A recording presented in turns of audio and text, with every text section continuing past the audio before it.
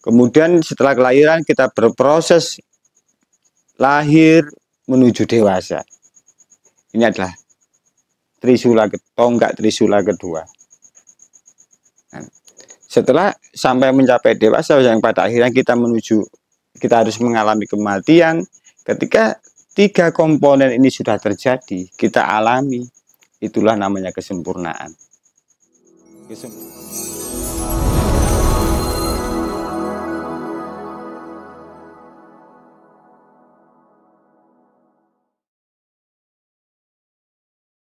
Oke. Selamat malam. Kita kembali lagi dalam acara apa ini? Ya, teman-teman, kita kembali lagi di channel Maksatawa. Pada malam hari ini kita akan mengupas lagi tentang kemanusiaan kita, tapi dari esensi-esensi yang lain. Untuk teman-teman, semoga hari ini diberikan kesehatan, banyak rezekinya, sip, kan gitu ya Mas ya. Jadi untuk malam hari ini kita sharing lagi dengan Mas Arifin Soleh ini tadi, yang selalu setia untuk bisa kita tanyakan, sharing lah Mas. Sharing lagi. Jadi pada malam hari ini kita akan melanjutkan yang dari video yang kemarin, masalah esensi siwa. Jadi kan kemarin kita membedah esensi siwa yang ular kobra. Lah sekarang kita lanjutkan lagi. Kan esensi yang di belakang siwa ini kan ada yang namanya Trisula itu Mas. Nah, ada. Filosofinya Trisula itu kan. Jadi esensi dari itu bisa kita bedah lagi lah. Kita sharingkan lagi. Itu kan masih tetap dalam inti kemanusiaan kan. Nah, jadi monggo jangan itu ceritakan lagi lah, untuk supaya kita bisa tahu dan bisa kepada teman-teman kita yang menonton ini Mas. Jadi kita ngomongin filosofi dari Trisula siwa kan, filosofinya kan. Kalau kita ngomongin alat perang, Trisula mestinya bukan alat perang yang baik ya. Sama berperang dengan 3. ya. Untuk kalau misalnya itu sebuah alat perang kan nggak efektif ya Mas. Iya. Susah sama. Kan pakai Trisula kan. Iya. Beda sama pakai tombak atau pedang. Kan lebih efektif kalau untuk pertempuran. Jadi Trisula yang identik di belakang siwa itu sebenarnya bukanlah alat perang untuk berperang, tapi itu adalah esensi dasar kehidupan kita di dunia ini. Yang bahasa sederhananya, di luar pasti akan kelihatan 3. Oh iya. Tapi kalau di dalam 1. Nah gitu. Kita kan bisa tahu kan dari 1 itu tadi. Jadi dari 3 itu kan ada penjelasannya lagi Mas. Secara filosofi gitu.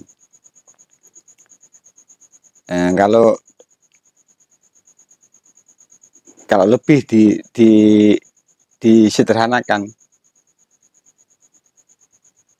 di luar selalu tampak 3, tapi kalau di dalam 1. Kita ngomongin sebuah contoh di bumi ini. Di luar ada manusia, ada hewan, ada tumbuhan. Nah, ini kan bahasa universal Mas. Iya. Selalu ada 3. manusia, tumbuhan, hewan. Tapi kalau ke dalam bumi tetap satu. Nggih, niku bahasa yang fisik yang bisa dipahami semua orang. Ya. Kemudian lebih luas lagi, lebih dalam lagi. Ada penciptaan, ada pemeliharaan, dan ada penghancuran. Ya. Di dalamnya adalah yang dikatakan sempurna. Satu tadi yang Peleburan. Kalau 3 komponen ini terpenuhi, ada penciptaan, ada pemeliharaan, ada peleburan, penghancuran. Nggih. Bahasa yang lebih luas, ada kelahiran, ada pertumbuhan dari kecil hingga dewasa, ada kematian. Itu adalah siklus yang sempurna. Jadi esensi Trisula niku intinya yang 3 itu tadi ya Mas ya. Jadi tetap semua itu ada kontek-konteknya lah. Semua 3 di luar, tapi di dalam ada satu ini adalah kesempurnaan. Jadi kelahiran, tumbuh kembang dari kecil menuju dewasa, kematian itulah namanya kesempurnaan. Jadi filosofi Trisula adalah kesempurnaan yang terjadi di dunia ini, dalam diri kita dan alam semesta.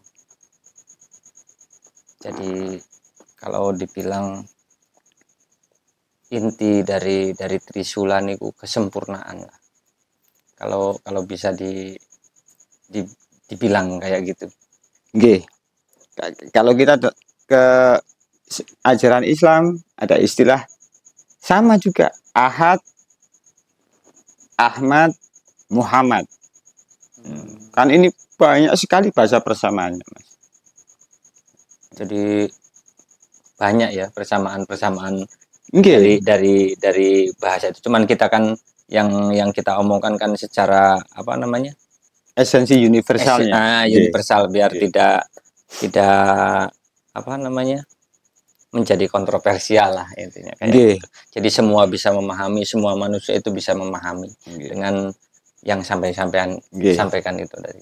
Terus kita berusaha semaksimal mungkin agar tidak menyinggung atau melukai sebuah ajaran agama tertentu atau kelompok-kelompok tertentu.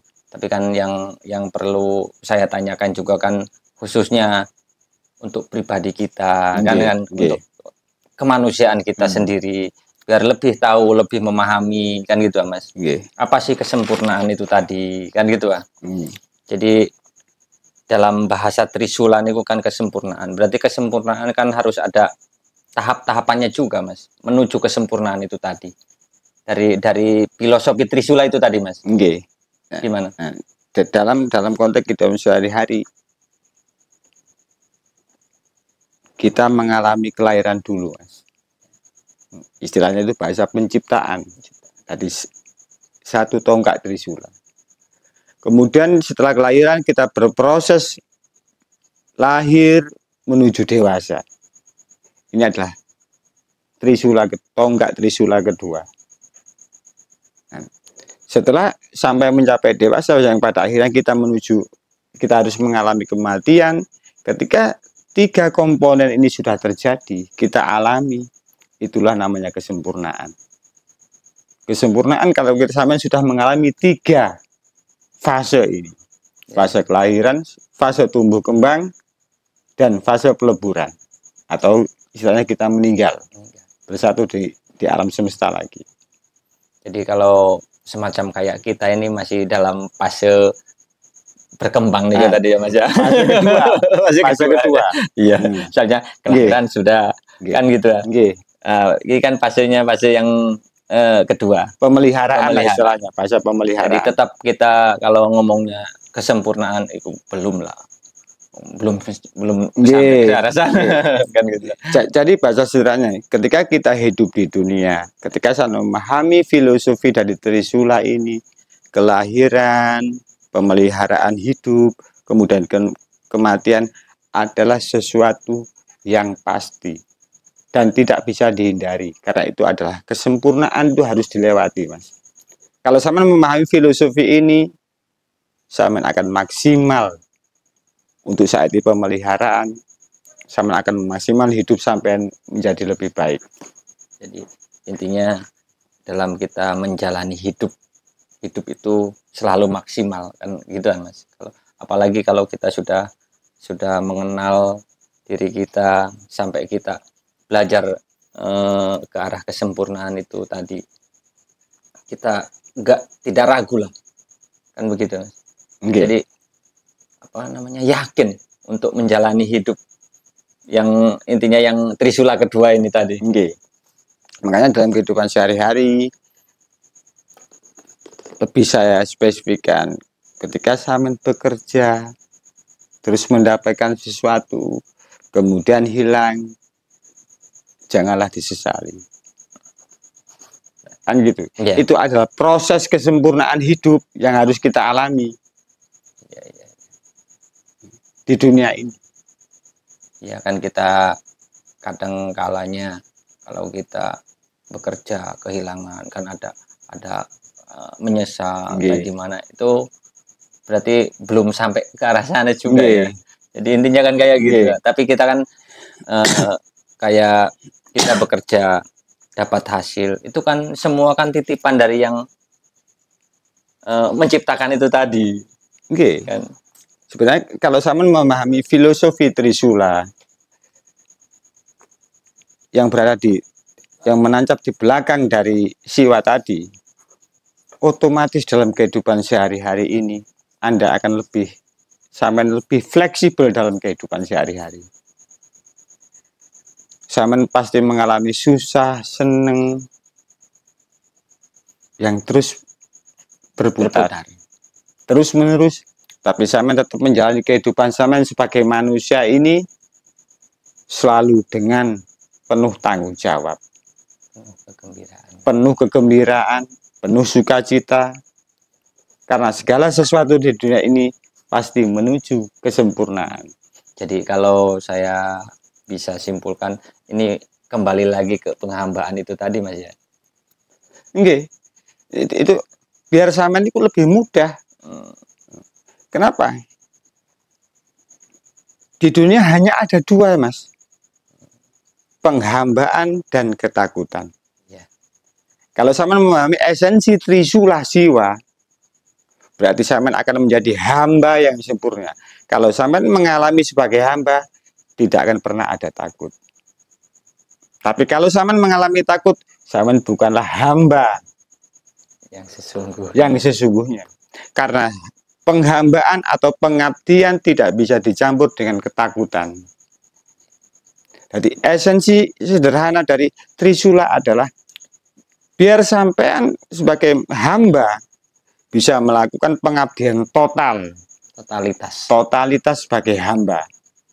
Karena ketika sampean totalitas mengabdi sebagai hamba, tidak akan pernah sampean menemukan ketakutan atau dihantui ketakutan. Tapi karena sampean posisi sampean bukanlah sebuah hamba, hidup sampean penuh dengan ketakutan. Ini bahasa gampangnya tersiksa. Pasti sampean tersiksa. Karena hamba dan ketakutan itu tidak bisa menyatu, seperti air dan minyak. Jadi esensi yang Trisula itu intinya kesempurnaan lah. Kesempurnaan. Jadi kalau kita sebagai manusia tahu mana hamba, kan gitu ya, untuk bisa memilah ini tadi ya Mas, mana hamba, mana ketakutan, kan gitu. Mana pengabdian, mana ketakutan, kan di situ. Jadi sangat jelas. Sangat jelas. Ketika saya menjadi hamba sepenuhnya, sama sebagai manusia dan menemukan esensi hamba sampean, tidak akan pernah menemukan ketakutan. Tapi ketika hidup sampean dalam ketakutan, status sampean sebenarnya adalah bukan hamba. Jadi esensi Trisula di situ, Mas. Jadi poin-poinnya, intinya esensi Trisula itu ya kesempurnaan lah. Intinya kan kayak gitu Mas. Jadi kan udah sampai titik kesempurnaan lah untuk manusia sebagai manusia menjadi hamba dan pengabdian itu tadi. Jadi antara pengabdian dan hamba, antara pengabdian dan ketakutan sangat jelas bisa dipisahkan, tidak bisa bersatu, kan begitu kan? Jadi poin-poinnya gitu. Jadi kemungkinan cukup sekian Mas, yang bisa diperjelas tentang Trisula itu tadi Mas.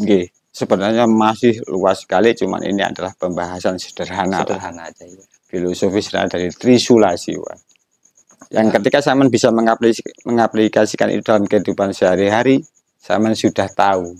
Ketika Saman sebagai hamba, mustahil ada ketakutan di dalam hati Saman. Ketika Saman banyak ketakutan, berarti Saman bukan hamba. Cukup dimengerti lah. Cukup mudah untuk dimengerti. Kan begitu Mas. Jadi untuk pembahasan kali ini tentang apa namanya? Trisula, esensi Trisula. Kemungkinan untuk saya sendiri sudah nggak sedikit lah, sudah memahami kan gitu kan.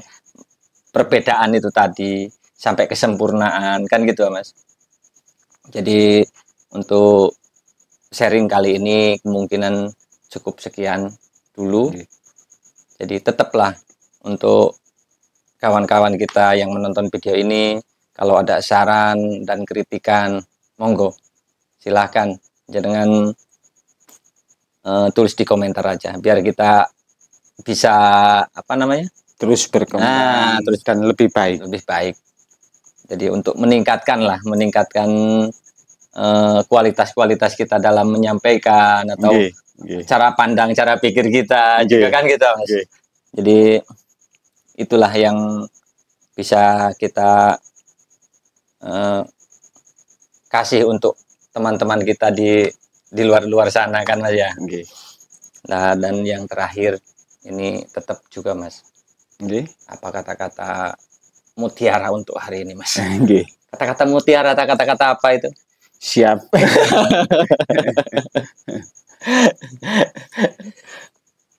Esensi Trisula Siwa bukanlah sebuah alat untuk membunuh atau alat spektakuler atau keajaiban, tapi Trisula adalah esensi kesempurnaan hidup yang harus kita jalani di dunia ini.